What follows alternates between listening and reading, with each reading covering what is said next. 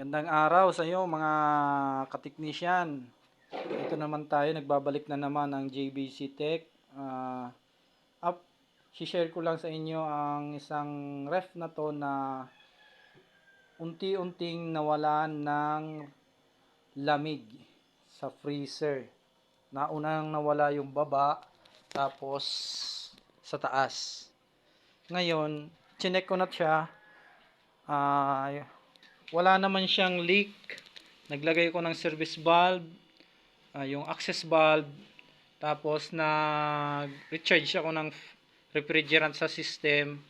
Ayan, nagiinit na yung kanyang condenser side. Filter dryer niya, mainit-init na rin.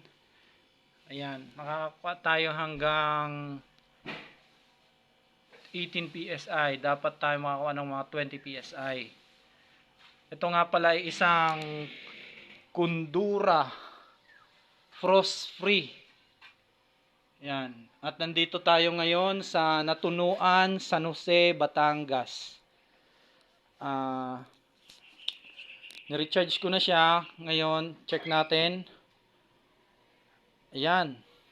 Umuusok-usok na oh. Ang ganda na ng maganda na ang ano niya, frosting na, nag-yellow na.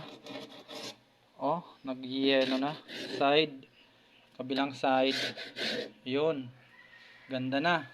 Ngayon, yung baba, tinitingnan natin. Ayan. 'Yun, may yellow na rin oh. Nagpo-frosting na rin. Ayan, nagmo-moist na siya. Oh. Yan, may yellow na rin siya. Kasi kailangan kasi ito dapat active ang kanyang thermostat. Kasi wala siya ditong magpapalamig sa baba, kundi ito lang talagang side niyang ito. Dapat itong evaporator side niya ay malamig din para magbigay siya ng lamig dito sa baba. Sa mga ganitong klaseng frost free na refrigerator, kailangan malamig talaga to. O kaya nagpo-frosting dapat talaga to ng kaunti. Kasi pag hindi active ang kanyang thermostat, hindi siya mag-automatic agad-agad. O pag wala masyadong nagpapalamig dito, hindi rin lalamig masyado ang baba. Kaya ngayon, okay na. Isa na namang approve para sa atin. Itong ginagawa nating 2-door Kundura frost free. Yan. Salamat. Paki-like, share, and subscribe mga katek, para update kayo sa mga bago nating video.